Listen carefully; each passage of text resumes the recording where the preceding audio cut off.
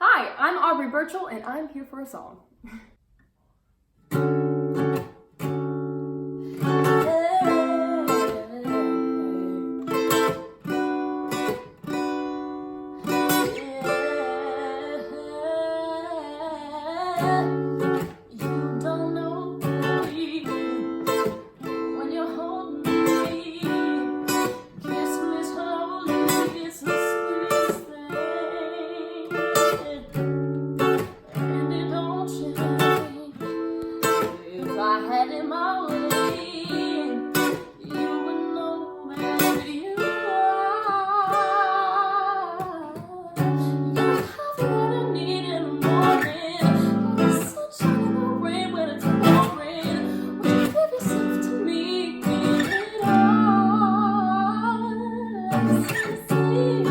I just want to see how beautiful you are.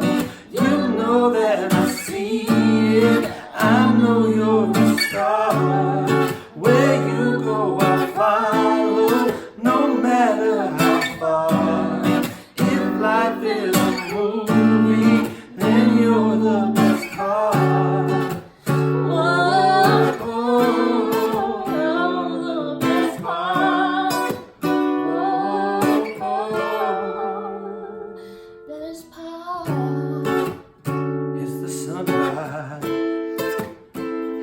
Brown eyes, you're the one I desire. When we wake up and then we make love, makes me feel so nice. You're the water when I'm stuck in the desert. You're the Tylenol I take when my head hurts. You're the sunshine of my life. I just want to see how beautiful you are. You know that I see it. I know you're a star. Where you go, I follow, no matter how far. If life is a movie, then you're the best part.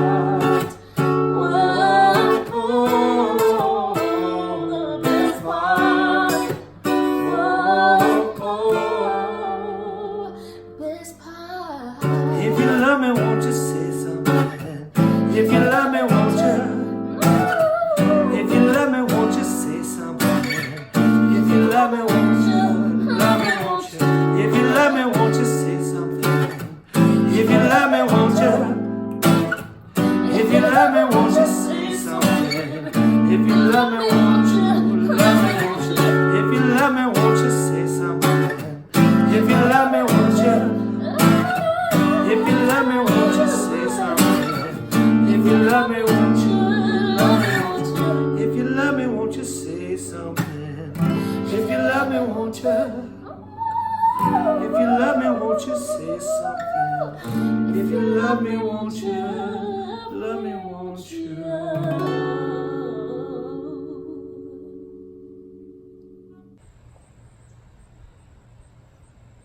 I picked this song because Daniel Caesar is kind of one of my favorite singers. Not because he's technically the best, but because the way his voice like makes me feel, if that makes sense. And also rhythm and blues, hip hop, sort of my vibe when it comes to music, especially singing music. And I figured it'd be something different for you. And I figured we'd make like a different version of it, and we did. Totally. So that's sort of why I brought it to you today. I feel like there wasn't a better song. So it definitely, I definitely hadn't heard it before, but I really dig the vibe of it, and I like, it's a beautiful love song. It's just so special, and the way they use those metaphors, and the way they wrote it, it's just different. You know what I mean? Like, it's not like your typical love song. I don't think. Like, whenever I sing it, it just hits different. You know what I mean? Like, you're the coffee that I need in the morning. Like, I've never heard that in a song, or like any of those metaphors there. So that's one of my favorite parts of it. Yeah, I think that, I love that Tylenol I take when my head hurts. Yeah. Like, that feels modern to me. Yeah, exactly. You know, and it's really, I think it's challenging as a songwriter to make to keep using love songs and keep using the same Yeah, and metaphors make it different. different and just like make it feel updated. Yeah, exactly, and it just feels good.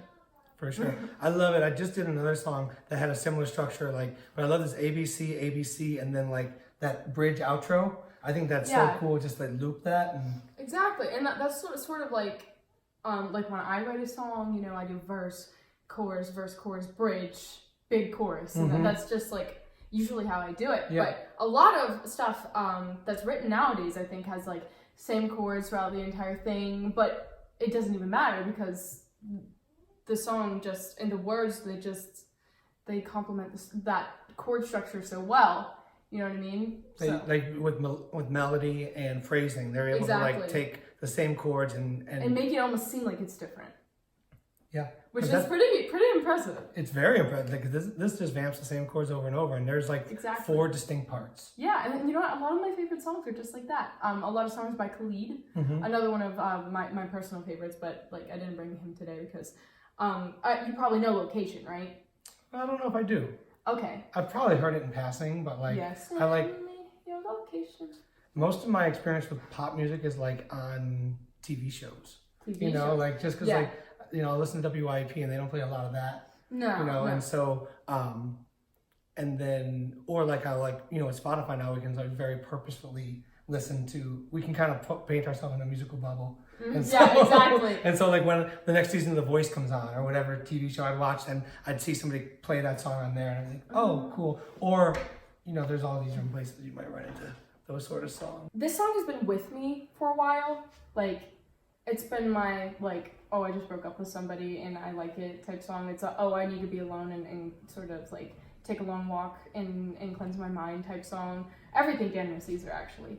I would listen to his Spotify playlists and I would walk and I just sort of try to gain perspective again after like something like hard happened or if I need to learn how to be like independent, because everyone gets to that point, I think, especially if you're an empath like me, and I'm just very easily you know, I don't know, like good at becoming dependent. Okay. And I've sort of had to unteach myself in that way. So his music sort of assisted me on the path to coming into my own. Okay. If that makes sense. Totally. Like love song or not, it was just there for me. Yeah. So this song out of all those. Yeah, but this it sticks out. It's like that song for me. Like it's the song that if I'm like in Brandon's apartment and I'm just like feeling some music, I'd like put that in the queue, dance around, and you know he has surround sound, so it's just and it just can apply to so many things. I think I mean it doesn't even really have to be about a person. It can be about a thing. I mean this song could be about music itself. It's just meant a lot to me for a while, and it's so funny because it was introduced to me through somebody that like completely ruined me. Like, oh really? Yeah, like ruined me. But it still stuck with me, you know, because it's just like it doesn't matter who it's from. Right. We get things from all sorts of sources, and sometimes bad things leave a positive residue. Yeah. And sometimes good things leave a negative residue. You know? Yeah. Like you need the negative in order to grow. For sure. And I definitely did grow from that specific experience. And if it weren't for that, I wouldn't have Daniel Caesar. I wouldn't have Frank Ocean. I wouldn't have Khalid. I wouldn't listen to his music. Nice. So